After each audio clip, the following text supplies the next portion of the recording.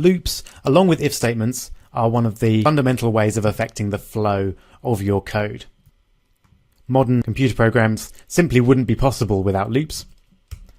And it's pretty easy to imagine where they might be used. For example, when your Gmail is showing you all of your emails, that's a loop because it's looping through all of the emails that it finds in the database and then displaying them to you. So loops are definitely something you're going to need to get to grips with. And I'm going to start by showing you the for loop. So we start off with our for loop, exactly as in JavaScript. And then, if you remember in JavaScript, we start off by creating our counter variable, which usually we call something like I, and setting it equal to its initial value. So we do exactly the same in PHP. We set I is equal to 0. Then, as in JavaScript, we set the conditions for the for loop to continue. So we might want to keep going as long as I is less than 10, for example. And then once we've got the initial condition and the condition for the loop to be true, we set the rule for what happens to I each time it goes around the loop. And the usual one, which hopefully you remember, is I++, which is another way of saying increment I by 1 or increase I by 1 each time. So that's how we define our loop. And then I'm just going to display each item in the loop separated by a line break.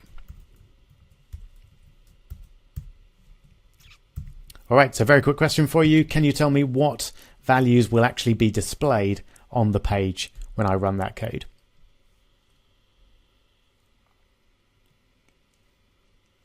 Did you get it? Let's take a look. So starting with 0, of course, and then increasing by 1 each time, and we don't get the 10. That was maybe the slightly trick part of the question, because this keeps going as long as it's less than 10. If we wanted to include 10, then we would have to change that to less than or equal to. All right, another quick challenge. Can you change this so that we get all the even numbers from 2 to 30 inclusive? So all the even numbers from 2 to 30 inclusive. Go for it.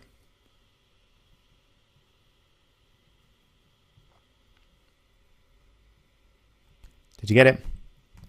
We just need to start at 2, keep going as long as I is less than or equal to 30, and then increase I by 2 every time. And the command for that is that. So I equals I plus 2. And that should give us 2, 4, 6, 8 all the way up to 30. Just to change everything around a little bit, can you do a countdown from 10 to 0? So all the way down from 10 to 0. 10, 9, 8, 7, 6, 5, 4, 3, 2, 1, 0. Go for it.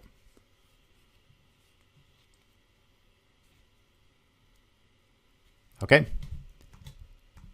Let's hope you got there. So we want to start at 10. We want to keep going as long as I is greater than or equal to 0. And then we want to decrease 1 by I every time. And we can actually do that using I minus minus. All right, let's have a look. 10, 9, 8, 7, 6, 5, 4, 3, 2, 1, 0. Great. Okay, so one of the most useful uses of for loops is looping through arrays. And that's the couple of examples that I gave you were looping through tweets or emails. They would likely be stored as arrays on the server which was providing them to you. And we can use for loops to do that. So let's set up our good old family array. Can't go wrong. Rob, Kirsten, Tommy, and Ralphie. And in fact, I'll set this as a little challenge. So can you set up a for loop just like this, which displays each of the values of family in turn? Go for it.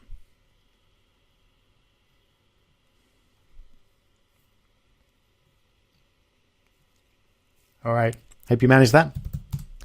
You should have done something like creating I and setting it equal to 0 initially. And we want to keep going as long as I is less than, so this is going to be 0, 1, 2, 3. So we want to keep going as long as I is less than 4. Or alternatively, we could use size of and family. Bonus points if you did it that way, because that's more flexible, because it allows us to add people to the family or indeed remove them, and this code will still work. So well done if you did that. And then we just increment I each time. And then to display them, we use family, and then we want the ith one each time. And we'll have a line break in them as well. There we go. So that's how to do it with a for loop, but there's a really nice alternative method, which is actually my favorite type of loop in PHP, and that is the for each loop, which basically builds this in so you don't have to write out all those fiddly settings every time. And the for each loop works like this. So we take our array, family, and we want to loop through it as, and then we specify the variables that we want to contain, the key or the index, and then this arrow symbol again, equals and greater than,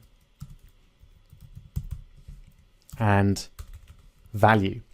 So what this will do is it will loop through all of the items in the family array, and we can do something with them involving their key and their value. So if I just wanted to display them, for example, then I could say array item and then key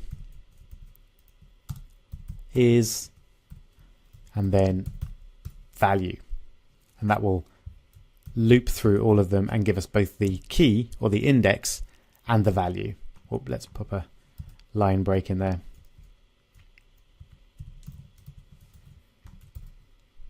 There we go. So array item 0 is Rob, array item 1 is Kirsten, etc.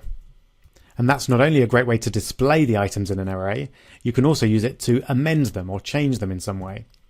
So if I wanted to pop the surname onto each of these, in fact, see if you can work out how to do that.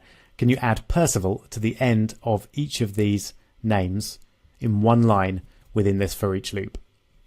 Go for it.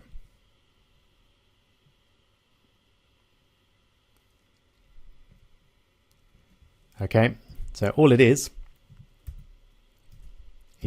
we'd find family and key, and this will get the one that we're working with at the moment, and we want to set that equal to value, and then we append to that Percival. And that's it. So that will get the value as it was and append Percival to it, and then save that to the array itself. Let's have a look. Great. So you notice it hasn't appended it up here because this value was what we had before, but it has appended it when we loop through the second time, just like that. Great. So we'll be using for each loops a lot as we go through arrays, and especially when working with series of items in databases, for example. But there is a third type of loop that I want to show you, which again is particularly useful when it comes to databases, and that is the while loop.